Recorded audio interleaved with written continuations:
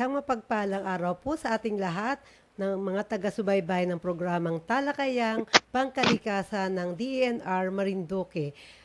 Ngayon po, nandito po tayong muli. Ito po ang inyong lingkod, si Amy Diaz, ang Provincial Environment and Natural Resources Officer ng DENR Marinduque. Nandito po tayong muli sa ating Talakayang Pangkalikasan upang pag-usapan ang isa na namang makabuluhang topic, at ito po ay ididiscuss sa atin mamaya ng ating espesyal na panauhin.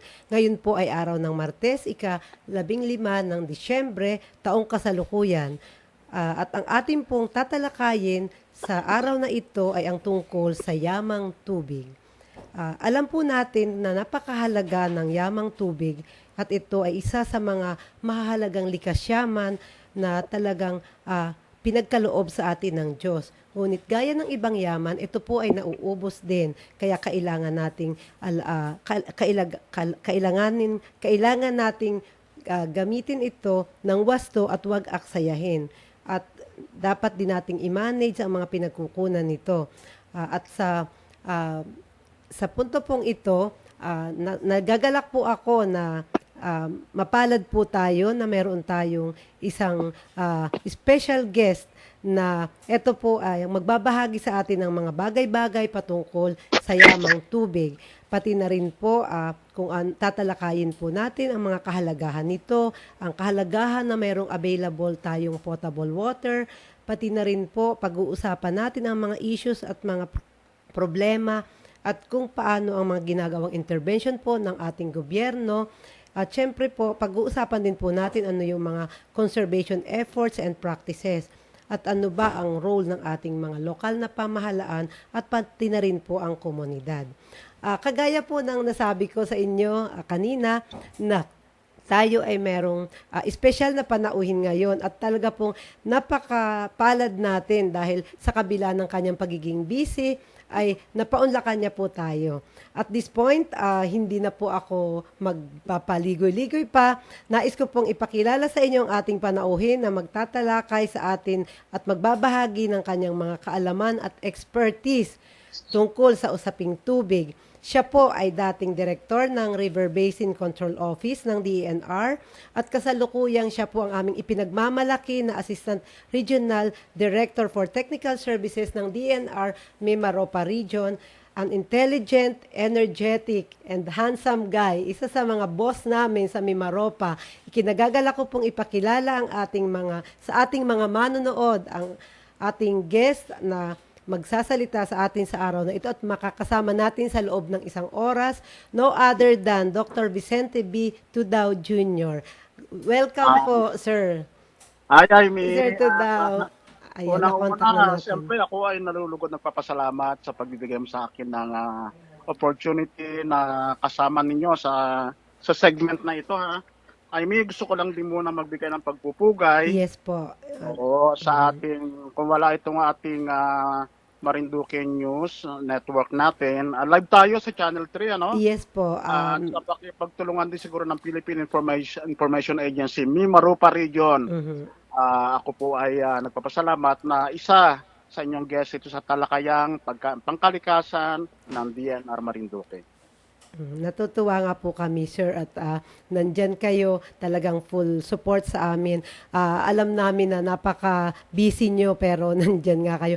Sir, baka gusto nyo pa pong bumati sa ating mga ibang mga manonood or mga opisyalis dito sa ating probinsya po, sir. Oh yes, unang-una, nandyan po, ako po ay gustong magpaabot ng pagbati sa ating gobernador po ng lalawigan ng Marinduque, si ating kagalang-galang na gobernador Presbitero Velasco. Of course, ang ating pong Vice Governor, nandiyan din po siguro, nakikinig din po sa atin si Vice Governor Bacoro. At ang ating kakilalang ating speaker na po natin ngayon, si Representative Lord Alan J. Velasco. Of course, bagong lahat, Amy, gusto ko rin paabot ng pagpupugay sa ating mga tagapakinig. Ang alam ko, marami ka na rin taga-subaybay ngayon dyan sa Marinduque at within the Mimaropa region. Bago ang lahat, gusto ko rin paabot po ang pagbati din po ng aming Regional Executive Director, Lourdes Ferrer. Si Red Ferrer. Ah, Sir, sa punto pong ito, nais ko na pong buksan yung ating talakayan po pero bilang pasakalye siguro sa ating mga manonood, abangan niyo po na ang mga topic po na ating pag-uusapan ay nakafocus po tayo sa usaping tubig.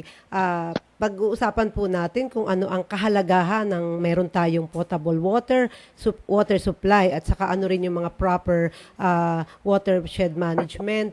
Pag-uusapan po natin bakit po ba nagkakaroon ng mga problema, ano ba ang mga issues dito sa ating mga bakit pag tag-ulan ay may baha at bakit pag tag-init ay may drought.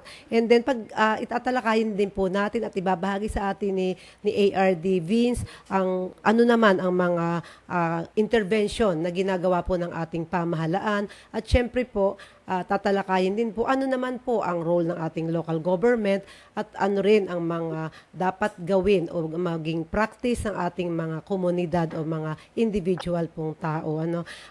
So sa punto pong ito, sir, alam natin talaga na napakahalaga ng tubig at sabi nga ay ang tubig ay buhay. Kaya sa punto pong ito siguro, sir, ibibigay ko na po sa inyo ang buong pagkakataon upang talakayin ang mga bagay na ito. Sir? Okay, Penro Aimee, siguro umpisahan na natin dahil napakagandang topic po itong pag-uusapan natin. Ano po? At unang-una, sabi nga ni Penro Aimee, ang tubig ay buhay. Totoo po yun. Dahil kung walang tubig, siguro wala rin tayo at wala rin ang ating kalikasan. Tignan po natin sa punto ng katubigan natin at sa right perspective, sa ayon po sa sitwasyon na meron po tayo sa Marinduque. Ano po ba yung pagkakaalam natin sa katubigan po natin sa Marinduque? Alam naman natin siguro na ang Marinduque ay isa sa pinakamaliit na probinsya sa ating bansa. Nasa gitna po yan. Sinasabi nila at the heart of the Philippine Archipelago, nasa kaligitnaan po tayo ng bansang Pilipinas. Subalit, kung titingnan po natin, sa bagay hindi lang po Marinduque may problema nito.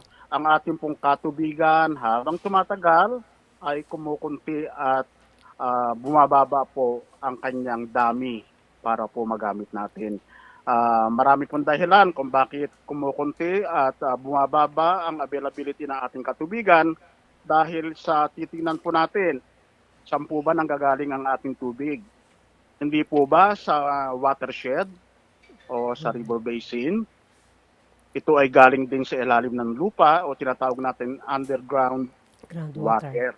Okay. Pero marami, kung titingnan po natin, marami mga kadahilanan kung bakit nauubos ang tubig natin. Siguro tingnan natin lahat po yan. Dahil pag nalaman natin ang kadahilanan kung bakit kumukunti din ang tubig sa Marinduque, ay doon natin tayo makakatulong bilang mamamayan at ang ating local government unit ay gagawa po ng maganda at malaking hakbang para po masustain ang ating water supply. Okay. Ano ba ang ating watershed? Ano ba sa Tagalog ang watershed? Ang watershed kasi kung tatagalogin natin ay talagang napakahirap. Para itong palanggana basin. Oo, basin. Kung nakakita kayo ng batya, okay, palanggana, pag sinabi mong basin, merong ang Marinduque ay may mga sari-saring laki at hugis na mga batya o sinasabi natin watershed. Ano po? Okay, saan ba malaki ang watershed? At kung titingnan natin, hindi lang po ganong karamihan ang watershed ng Marinduque, kakaunti lang po ang ating watershed sa Marinduque. Ang nakikita ko nga dito meron tayo dyang medyo malawak-lawak na Torrijos Watershed Forest Reserve. Meron dito. Pero napakaliit lang po. Kung di ako nagkakamali, 104 hectares na yata yan. At ito po at mga iba pang mga watershed, kung ating pag-aaralan dito, manggagaling ang ating katubigan para sa ating panahon na henerasyon at hinaharap na henerasyon. Okay, bakit kailangan natin pangalagaan ang ating watershed? Dahil kung nasira po ang ating watershed, ay mawawalan tayo ng supply ng tubig. Hindi po ba? siguro nalaman natin itong meron din tayong mga river system, stream, itong kailugan, at kung titingnan natin, ano ba ang sitwasyon ng ating kailugan? Ano ba nangyari sa Buwak River natin? Hindi po ba? Ang ating Buwak River ba ay sumigla mula nung panahon na nagkaroon ng pagkasira dahil po sa irresponsible mining noong 1996? Ano ang dapat gawin natin? Na nawawala ba ang tubig sa Buwak River during tuwing tag-init? O ano bang nangyari tuwing tag-ulan? Nagkakaroon ba tayo ng mas malaking baha? O siguro tayo ay malungkot dahil nung nakaraang 3 bagyo ay ito pong ating kailugan ay umapaw ng umapaw. Ay, grabe po. Oo, Penro Aimee Oo. siguro, nagre-report kasi si Penro Aimee sa regional office po namin at kami po ay updated sa nangyayari po sa Marinduque. Kami po ay malungkot dahil talagang tumama sa Marinduque, Penro Aimee. Tatlong typhoon po yun, si Quinta, Yes. si Rolly at si Ulysses. Yan, oo. Nung nare-report po ng ating Penro sa regional office, kami po ay namangha dahil ang alam ko kasi nung umikot ako diyan, nag-helicopter kasi ako sa buong Marinduque nung nakaraang 2 years ago, nakita ko mapuno naman ang Marinduque at marami na pansin ko marami ring coconut, puno ng nyog. Ngayon, bakit nga ba nangyari ang malawakang pagbaha ng Marinduque nung nakaraang mga tatlong Tatlong typhoon. storm, bagyo. Maraming dahilan yan. Una-una, at siguro isa-isahin ko na wala kasi ang sasabihin ko po dito, yung mga major factor, kadahilanan kung bakit po nagkaroon ng malawakan pagbaha. Una-una, climate change. Ang tanong ko, ang Marinduque po ay merong average rainfall for the year. Ano po? Ito kung sino mayroon tayong mga estudyante diyan magtala na po kayo ng mga impormasyon na to. Ang Marinduque po ay may average annual rainfall ng 2,034.6 mm. 2,034.6 mm. Ito po yung kabuuan dami o volume ng tubig na tumatapon diyan sa probinsya ng Marinduque sa buong isang taon. Ito po ay may kaukulang equivalent in terms of inches, 80.1 inches. O imagine natin, 80 inches tumatapon diyan. Okay? Ito po yung normal average annual rainfall na tumatapon dito sa Marinduque. Yung nakaraang natin, sa isang taon po yan yung nakaraang 3 bagyo natin, namangha kami dahil ito po ay natulad din sa ibang sakuna na nangyari dito sa Metro Manila during Ondoy, yung nangyari na Sendong dito sa Cagayan de Oro at iba't iba pa. Itong Cagayan Valley din. Grabe din ang naging grabe. pisala dyan. Alam po ba ninyo na ang climate change ay nag-iba po yung dami at magnitude na itinapon na ulan sa loob ng isang araw. Yung sinasabi nga nila, yung volume ng ulan na equally distributed sa Marinduque from January to February to December ay itinapon lang ng 1 hanggang 2 araw. Parang kumuha ka ng dati, 1 tabo lang yung itatapon mo sa batya hindi ba? Ngayon, 1 balding malaki, bigla mong itatapon sa 1 batya. So ano po mangyayari? Ay biglang hindi kakayanin ng watershed po natin yung pagsipsip ng tubig sa given sa isang sabi natin Time. isang oras. Sa isa loob ng particular time. Yes, sa particular time. Ano po yung maano natin diyan? So, ang mangyayari niyan, tinatalo ang pag-agos ng tubig sa kalupaan, sa ibabaw ng kalupaan. Yung rate ng pagsipsip ng tubig pababa sa groundwater level. Ang nangyayari, maraming naiiwan sa surface. Ito po ngayon ang magiging flood. Okay? So, mas marami pong katubigan at malawakang pagbaha ng ating floodplain area o sa baba ng watershed. Ito po yung ating mga poblasyon, apektado po yung ating mga community, apektado po yung ating, especially yung capital po natin dyan sa Marinduque. Number 2, malaki rin po ang naiambag ng pagkawala ng ating kagubatan sa paglaki ng pagkalawak ng ating baha sa mga panahon ito.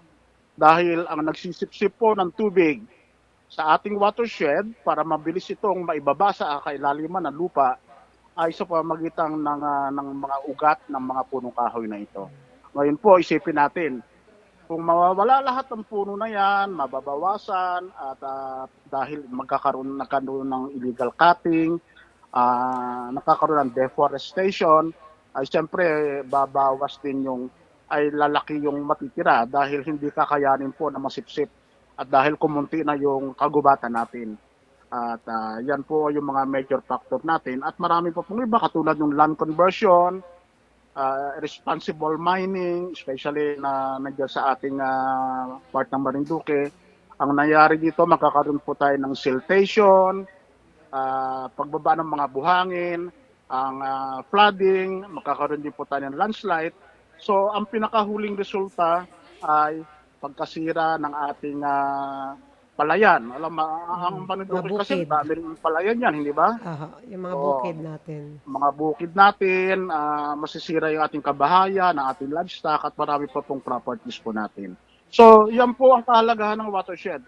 Kung alagaan natin ang watershed at sana naman hindi ganong kalaki ang epekto ng climate change at tayo po ay mag-aayos ng ating proper solid waste dahil yan din po nagbibigay din po ng clogging ng ating waterways at marami pa pong activity o human activity na nakakasira po sa ating katubigan, sa ating kailugan at sa ating watershed. So, bali nabanggit nyo po, sir, yung mga human activities na talagang siyang nakaka-trigger ng problema natin dito sa katubigan po at this point po baka po nais nating ibahagi naman ngayon ano ba yung mga intervention na ayan nakikita niyo po ano yung mga basura, yan yung mga sinasabi kanina ni Sir Tudaw na mga nagiging dahilan lalo kung nagkakaroon ng mga clogging, ayan din yung mga illegal na pagpuputol ng puno. So ano po naman ang ating mga government intervention sa national level po? Yes, tama-tama yung tanong mo, Amy, at very relevant yan. Kanina nasabi ko yung mga problema, ngayon paano natin lulutasin ang problema. Yung deforestation, ang pagkawala ng kagubatan, ang ating pong ahensya, ang ating kagawaran ng likasyaman, ang kalikasan at likasyaman o DENR, kapamagitan ng DENR na Penro Memarupa, ay meron po tayong isang malawakan programa para po ibalik ang ating kagubatan. Ito may tinatawag nating National Greening Program. At meron din po tayong mangrove restoration, kasama na rin po doon. Marami rin po tayong community participation program para po magkaroon din po ng malawakang partisipasyon ng ating community, katulad ng community-based forest management program. At meron pa rin tayong mga socialized program para din po sa ating mga mamayan na makiisa po sa ating panumbalik po ng ating kagubatan. At ang ating water supply, ang alam po ninyo, sa kaalaman na rin ng ating mga mamayan, ng ating pong butihing Gobernador Velasco, ay meron din po siyang inaayos po para po sa panghinaharap o kabukasan ng ating Marinduqueños, ano po, yung water supply project. Yes, ito po yung push po niya yan ngayon, sir. Yes. Kami ay masaya dahil meron pong ang ating butihing gobernador, meron siyang ipinupush na ganitong napakahalagang programa.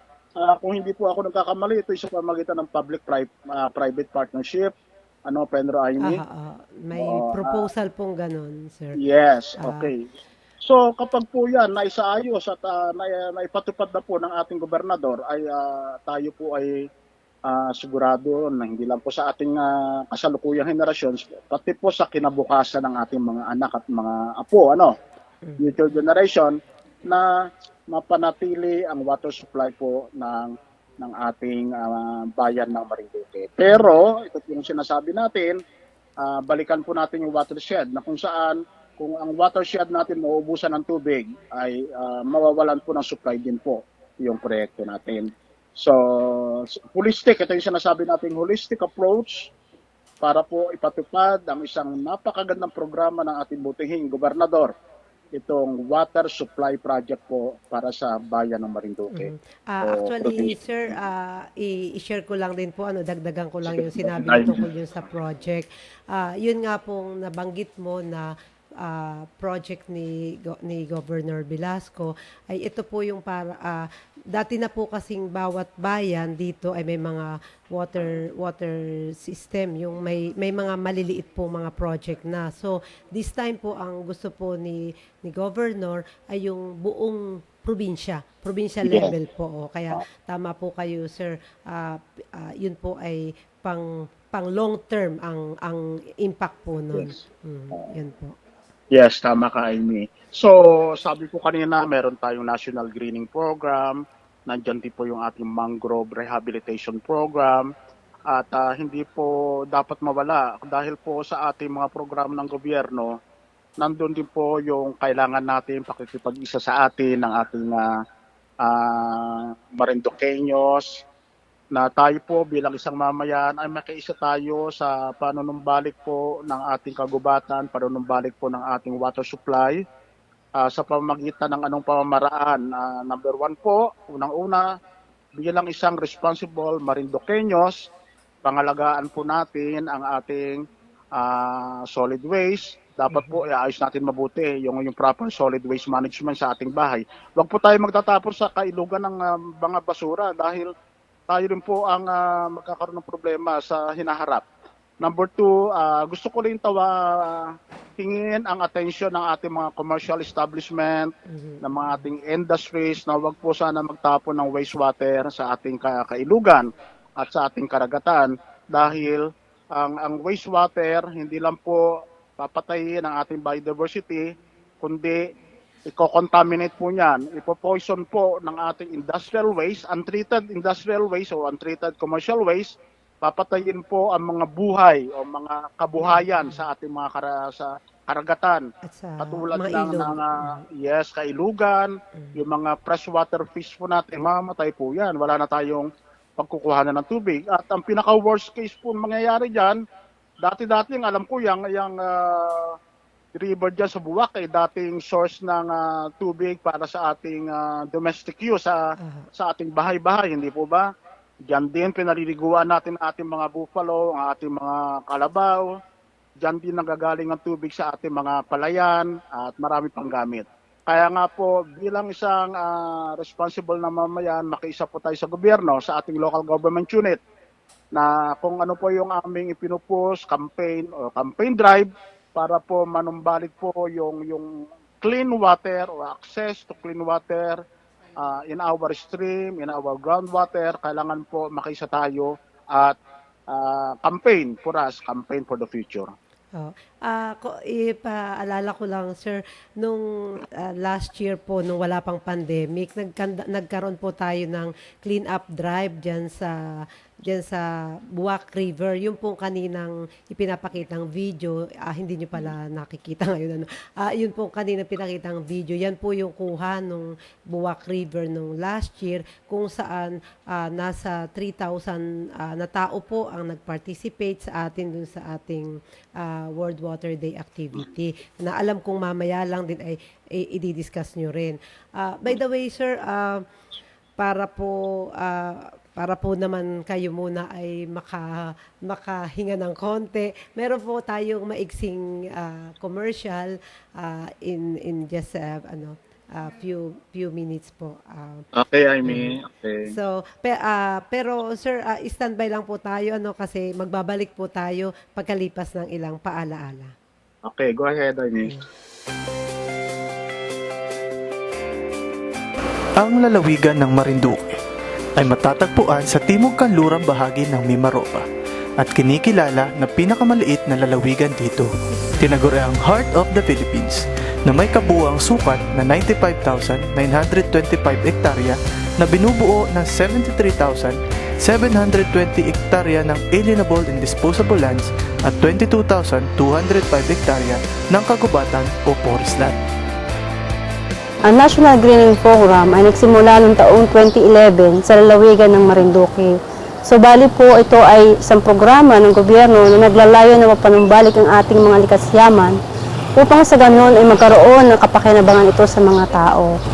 So sa mga tao po ay nagkakaroon po sila ng panandali ang hanap buhay kung saan ay nagkumikita sila ng kanilang pang-araw-araw at nasasagot ang kanilang pang-araw-araw na gastusin.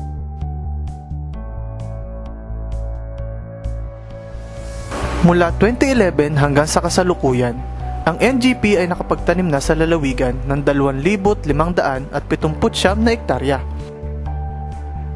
Ito ay sa ilalim po ng National Greening Program na ito po ay yung mga abandoned na fish pond dito po sa sakop ng barangay ng Buliw at sakop ng barangay Kayduki. Na ito po ay mayroong lawak na 26 hektar na may kabuuan po kaming itinanim dito na 65,000 propagules. Kaya kung tingnan po natin ay malaki po yung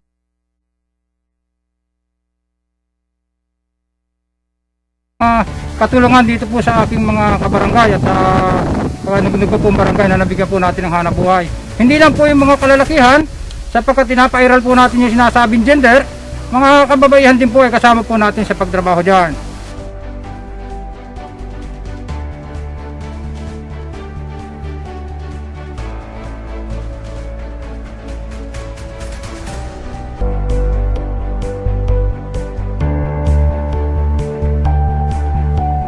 Po pala si Restituto Ricamata, pinakapangulo ng aming samahan ng mangingisda ng Biga, na tumanggap na kasunduan sa taga DNR para magtanim ng bakawan. Ito po ay dati, ito ay yung plain na lugar, wala kang makikitang bakawan. Kundi noong 2013 na tanggap ko na yung pagtatanim at ito ay sa panahon ngayon ay nakita ko naman na maganda maganda ang naging resulta at saka kung sakasakali yaman nila at siguro naman ay marami din yung nakakakita nito na mapapatunayan nila na maganda ang naging resulta ng pagkasundo ko sa DNR. Ang National Greening Program o NGP ng DNR na ipinatupad dito sa lalawigan ng Marinduque simula pa noong 2011 hanggang sa kasalukuyan ay masasabi natin na matagumpay naman sa kabila ng mga ilang pagsubok din na naranasan natin o na-encounter habang ini-implement ang project na ito. Pero naniniwala kami na pagpatuloy nating puprotektahan at tulong-tulong nating pangalagaan ating mga na-establish ng plantation sa upland at dito sa mga mangrove areas ay maibabalik natin ang malinis na hangin at lumpiang kapaligiran dito sa hugis puso na lalawigan ng Marinduque. Tunay na kalugod-lugod pagmasdan ang luntiang kapaligiran. May pag-asa pa.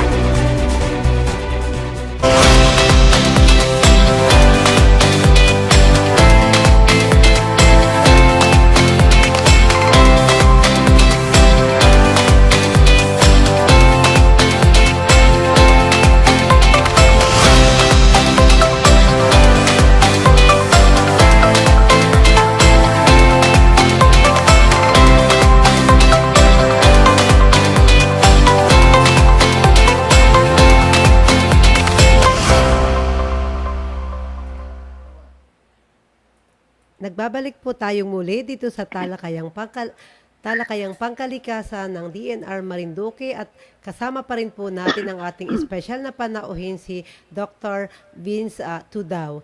Sir, nandito po ulit tayo. Yes, I mean. So kanina po sir, napag-usapan natin yung ano ba yung mga problema o mga issues na kinakaharap dito sa usaping tubig po ano dito sa ating mga pinagkukunan ng tubig at nabanggit nyo rin po na mayroon pong mga programa ang national government at syempre po katuwang din ng ating mga local government. Sa punto pong ito, sir, baka nais nyong ituloy po yung ating talakayan. Ano naman po yung mga partnership na pwede nating gawin with our local government po? At saka ano rin po ba ang mga iba pang, bigyan po siguro natin ng diin yung ano po ba ang mga public support na kinakailangan natin. Tamang-tama po kasi ang pagkakataong ito dahil ang ating mga manonood ay para mas lalo po silang maliwanagan po. Yun po. Yes, tama yun, Pedro Aimee. Gusto ko pong bigyan diin ang kahalagahan po ng hindi lang po mga programa o proyekto po ng ating mga national government, proyekto ng DNR. Nandun po, alam naman nating lahat na ang local government unit, ang provincial government, ang ating municipal government ay lagi pong nakaagapay po sa ating mga mamayan para panatilihin po ang ating likas yaman, ang ating kapaligiran at likas yaman.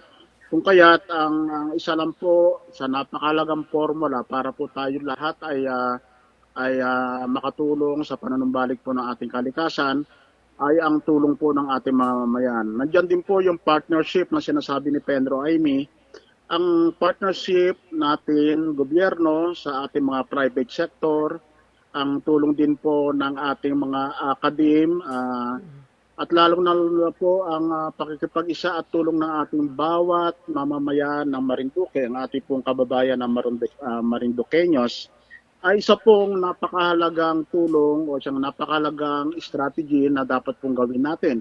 Dahil ang ating laban para sa kasiraan ng ating kalikasan ay laban po ng lahat. Ito po ay laban natin para sa pangkasalukuyan. Ito po ay laban natin lahat para sa pangkinabukasan. At patuloy po kami sa DENR na humihingi po ng atensyon, humihingi po ng pagtulong ng lahat.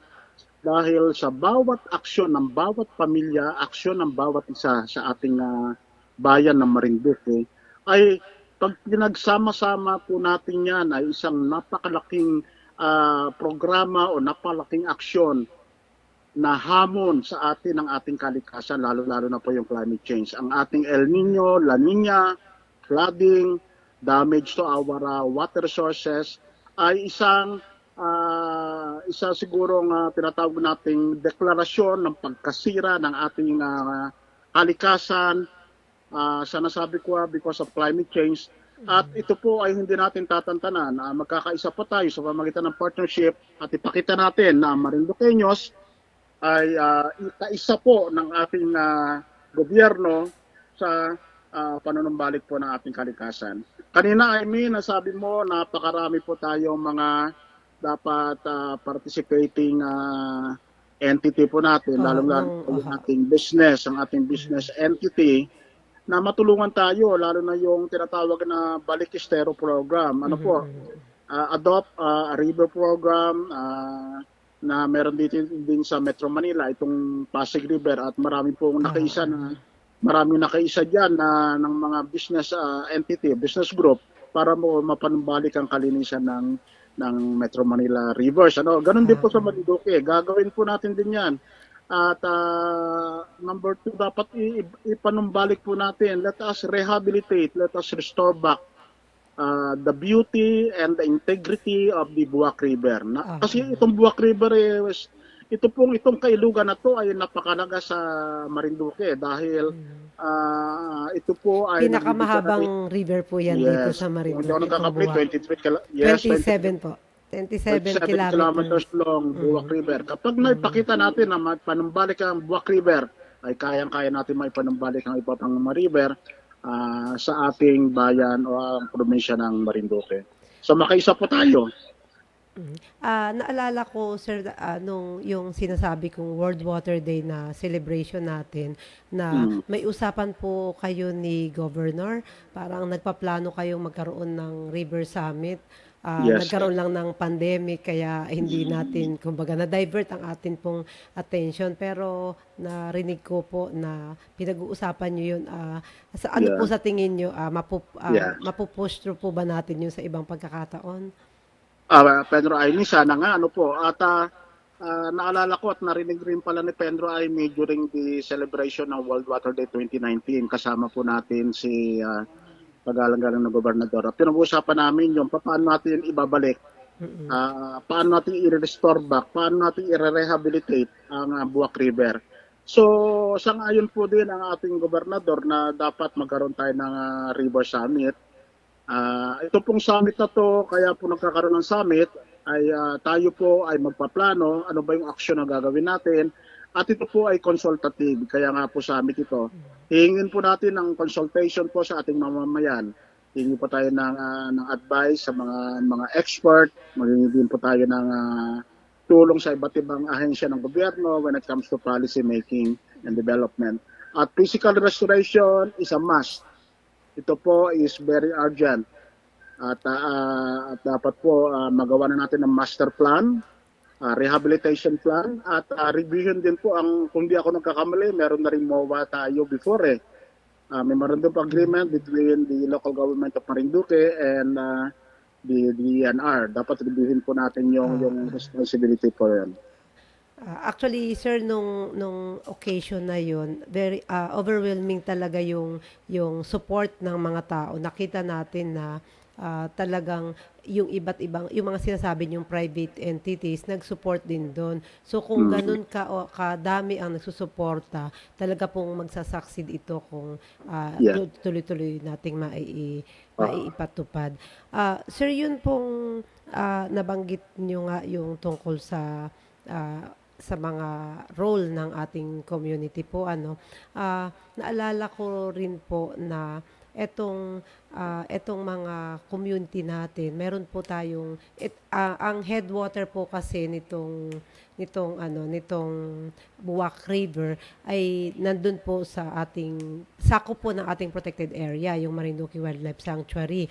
At yun po, yun nga po, gusto kong ma-emphasize sa mga manunood na yung sinasabi nyo na responsibility ng bawat mamamayan ay talaga pong tamang-tama kasi kung hindi po natin sila partner na nangangalaga dun sa itaas po ng yung upstream nitong river basin ay lalo pong kung hindi po natin ma-maintain yun, lalo po tayong walang aasahan na supply ng water dito sa downstream po. Yes. Po.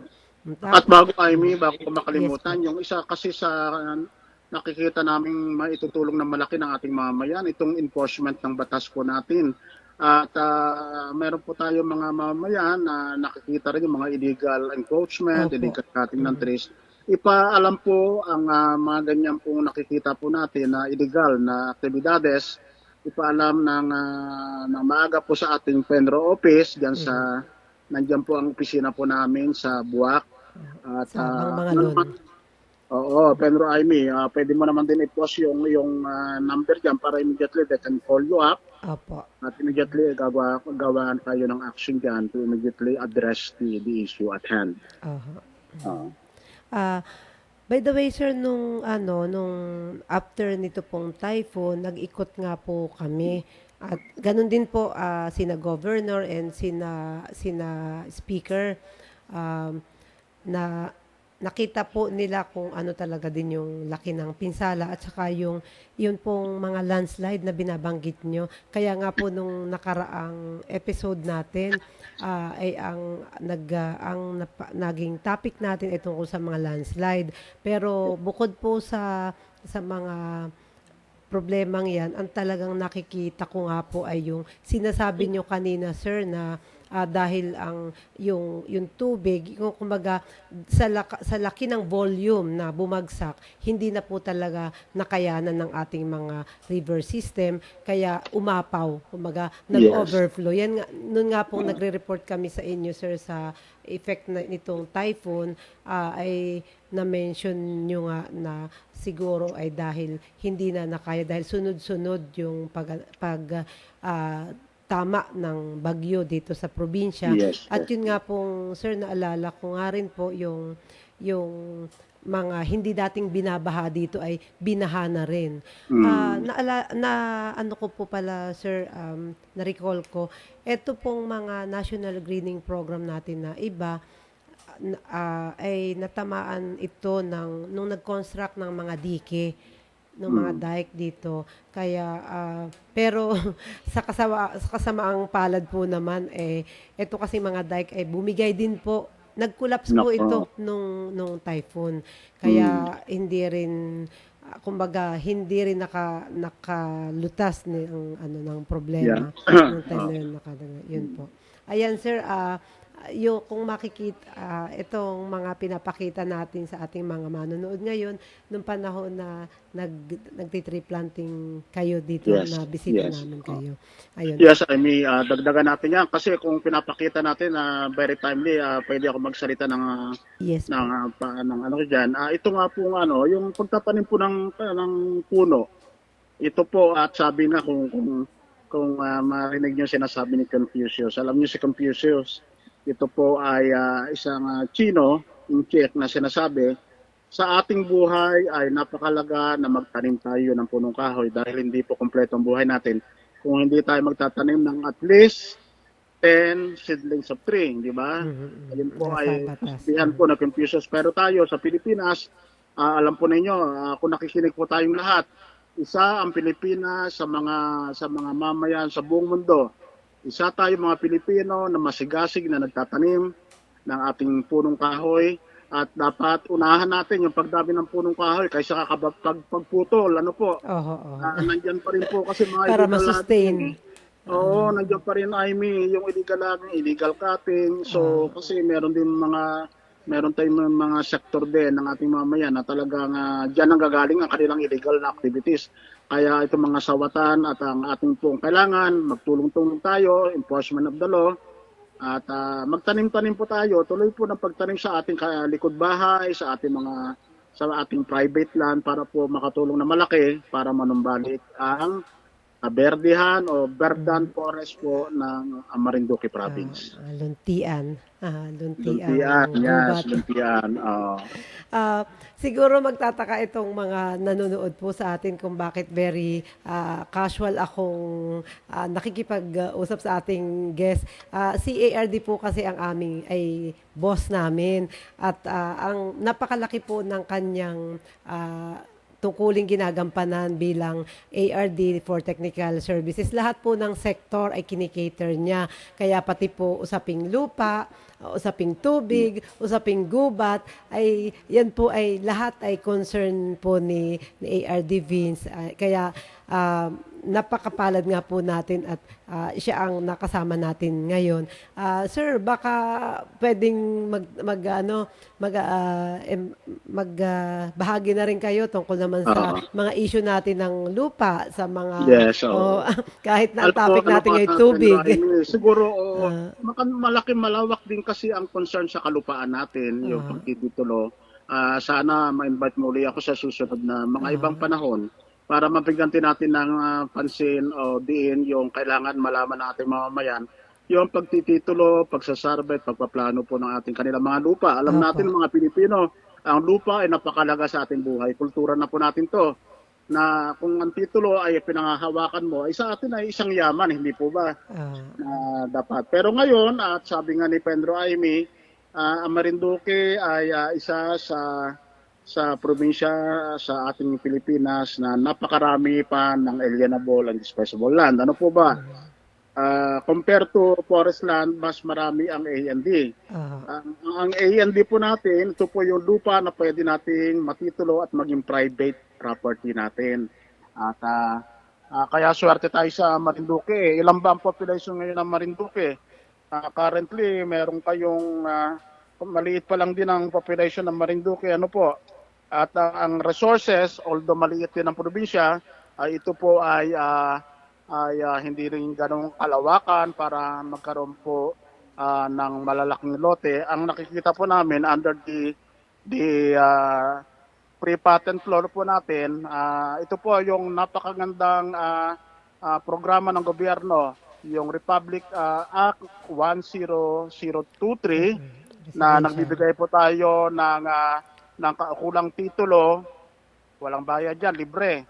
Sa pamamagitan ng pre-patent law, ang babayaran ngayon lang dyan, registration siguro, 60 pesos lang pong application. Yan lang yan, 50 pesos. 60. Kaya lang ang aking pinapanawagan, doon sa batas kasi ng Republic Act 10023, kailangan nandiyan kayo sa lugar. Meron kayong permanent residence, nandiyan may kubo kayo, nandiyan kayo. Huwag niyong iiwanan yung kalupaan na inyong inaari o yung lupa na gusto nyo ipatitulo sa inyo. At yan po ang ating hinihiling. Number 2, napakadali po anong pag-a-apply ng under the program of the pre-patent law.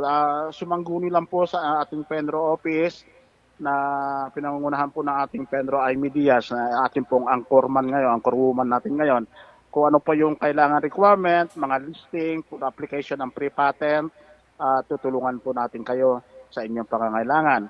Okay? So, yun po. Kung meron pang katanungan sa mga kalupaan, sa pagtititulo, siguro, Aimee, we can have another episode for that para po lengthily, malawak ang pagsasalaysay o pagbibigay ng kuro-kuro, tulong sa ating mga mamayan sa Marinduque para sa lupa.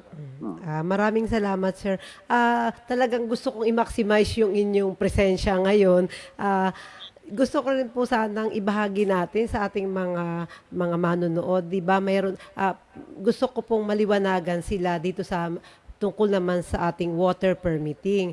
Although hindi naman po tayo ang talagang nag-a-approve ng water permit kundi ang NWRB, pero baka po gusto mo, sir, na medyo banggitin din po yung tungkol dito sa water permitting, kasi sa ngayon po ay nag-conduct po tayo dito dahil target po natin nag-conduct po kami ng inventory ng mga sources ng water para yung iba ay para sa commercial, yung iba naman ay sa mga household level lang.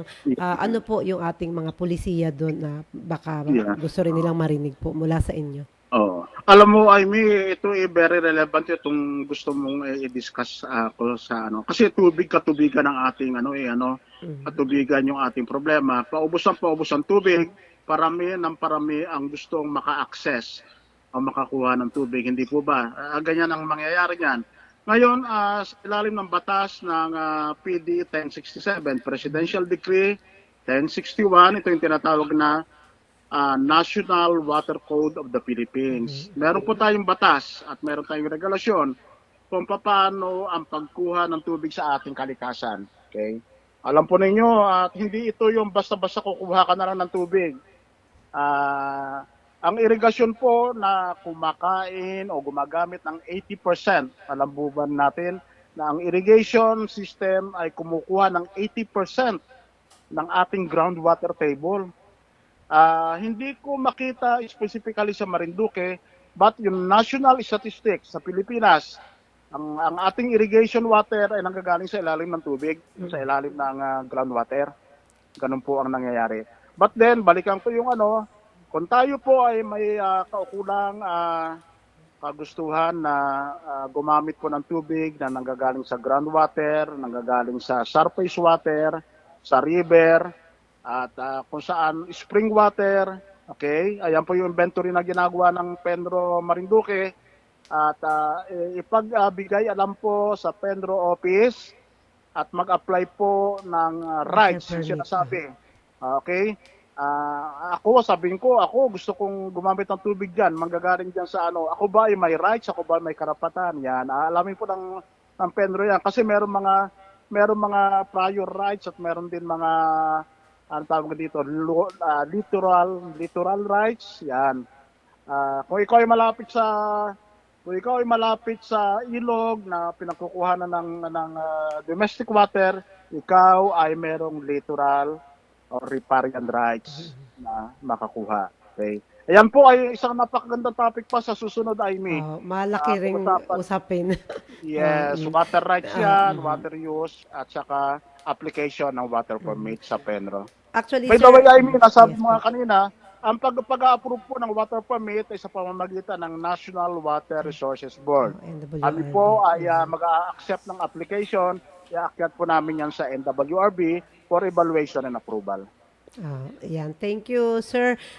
Tama po yun. Bale, nagtumatanggap po kami dito para lang matulungan yung mga applicant at hindi na kailangan nilang pumunta sa NWRB. Kaya po ini-entertain po namin yun at kami na po ang nagpa-facilitate ng pagpapadala dito sa NWRB pag may mga application po tayong natatanggap dito sa ating tanggapan. Sir, marami pa sana tayong dapat pag-usapan. Pero medyo patapos na rin po yung ating oras ng talakayan. Ganun pa man, nais ko pa rin humingi sa inyo ng ilan pang mga pahuling mga mensahe. Baka may gusto pa po kayong mga i-emphasize, lalo na po nga dito sa ating usaping tubig. Yes, oo. Amy, meron isang bagay kasi na medyo nakalimutan ko sabihin kanina. Apo. Yung water conservation. Ay, yes po. Importante po yun. Sa bawat bahay po, kung makumpleto na po yung proyekto ng ating gobernador, magkakaroon na kayo ng sari-sariling faucet. Ano matawag sa Tagalog ang faucet? Itong Gripo, sa mga bahay-bahay, di ba? Kung may gripo na tayo sa bahay-bahay, ito yung sinasabing type 3 water supply level. Type 3 na tayo. At wag po natin hayaan na nakabukas ang gripo at marami po masasayang. Yung tumutulong gripo natin, palitan natin ng bago para naman hindi naman maubos. Dahil sa isang araw na may tumutulong ganyan, maraming napakalaki ng volume ng fresh water ang mawawala sa atin. Pangalagaan, mag-recycle po tayo ng used water. Dahil kung tayo gumamit na ng tubig, pwede mong i-recycle yan, gamitin mong panglinis ng ating toilet, pandilig, wag po natin itatapon ng ganun-ganun na lang. Alam po natin na maraming problema ang ating kalikasan, pero dapat buksan po natin ang ating karamdaman dahil ang tinig ng kalikasan ay tinig po ng may dika. At bigyan po natin ng pangalagaan po natin ito, pagyamanin ang natitira natin likas yaman at palaguin po ito. Kasi nasabi natin, mayroon pa tayong pagkakataon para ipanumbalik po natin ang ating kalikasan. Ito ay magagawa lang kung tayo magkakaisa at makikipag-ugnayan po ang ating gobyerno sa pamamagitan ng local government unit po ng Marinduque para po tayo magkaroon ng sinatawag nating napakahiganteng aksyon para sa panunumbalik po ng ating kalikasan sa bayan ng Marinduque. Penro, Amy, yun na lang at maraming salamat, Amy. Sir, may mga nagko-comment po dito, nagpapasalamat, bumabati po sa inyo. Ipinararating ko lang po sa inyo, sir. Salamat. Salamat din sa tagapakinig natin. Sir, natutuwa po talaga kami. In fact, nakukulangan ako sa oras, pero yun na nga dahil kailangan na nating magtapos. Sir, dun po ba bukod sa mga nasabi nyo na po, baka gusto po nyong may batiin ulit or pasalamatan para sa mga huling oras natin po? Oo, siyempre hindi matatapos yung ating programa. Talagang laking pasalamat natin kung ako po ay nandito po sa inyong harapan at magbigay po ng mga impormasyon at mga tulong kung ano po ang kailangan natin.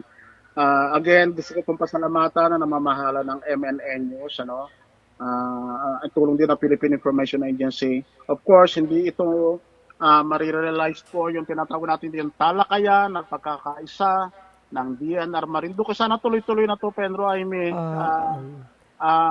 Live ito pala sa Channel 3, Lucky 7 Channel 3 ng Marinduque News Network. Yes. Palagay ko, dadami ang aking tagapakinig dahil ito po ay patungkol sa kalikasan, ito po ay patungkol sa ating lahat. patungkol sa ating kinabukasan. Maraming salamat din kay Governor, regards po kay Governor Presbytero Velasco. Of course kay Congressman Lord Alan Velasco at sa ating po mga opisyalis diyan po sa lahat po ng mayor po natin, sa kami po ay nagpapasalamat. Maraming salamat po. ARD Vince daw ang aming energetic at ang aming napakatalino at masipag na ARD for Technical Services ng DNR Mimaropa. Mabuhay po kayo, sir. Salamat, mabuhay po kayong lahat.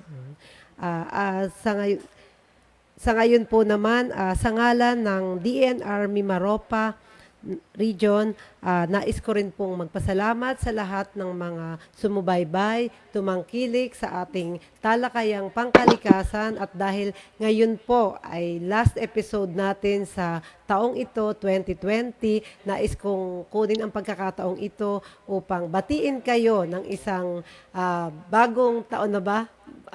Merry Christmas muna po at masaganang bagong taon po sa ating lahat.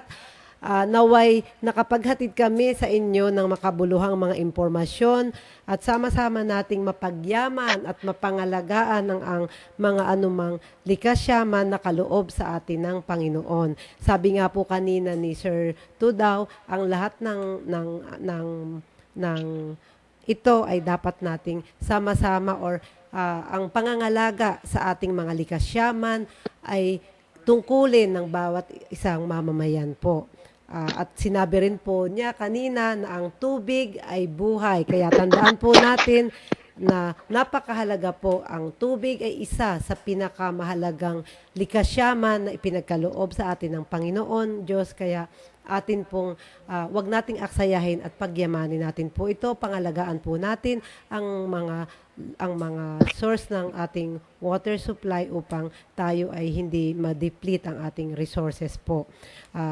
Hanggang dito na lamang po, at again, nagpapasalamat po ako sa lahat ng siguro kung may natitira pa akong oras, isa-isahin ko lang po pasalamatan ang pamunuan po ng DENR sa pangunguna ng aming Secretary Roy Simatu, ang kanyang mga USEC, ASEC, ang mga direktor, at syempre ang direktor po namin sa Mimaropa, si Director Red Lourdes Ferrer, ang aming ARD for Technical Services, ARD Vince Daw, ARD for Management Services, ARD Bighani Manipula, and ang aming pong RD ng MGB, si RD Roland De Jesus, ang aming RD ng EMB, si RD Matias, Attorney Matias, ang aming mga kasamahan, kapamilya sa DNR, lalo-lalo na po ang aking Penro Marinduque family. At syempre po, nais naming on behalf of DNR naman, nais naming pasalamatan at batiin ng isang magandang Pasko na rin at bagong taon ang lahat ng aming mga katuwang dito, ang local government units, ang provincial government sa pangunguna ni Governor Presby Velasco, ang kanyang Vice Governor, si Vice Gov Bacoro, ang kanilang mga sanggunian. Ganon din po ang 6 na mayor dito sa lalawigan ng Marinduque, at ang kanila pong mga kasamahan din na mga local officials hanggang sa ating pong mga barangay. At higit sa lahat po, nais naming pasalamatan ang ating mga mamamayan ng Marinduque, at syempre ang nasa likod po ng programang ito, ang team ng Marinduque News Network. Maraming salamat po sa ating lahat at mabuhay po tayo. Merry Christmas and Happy New Year.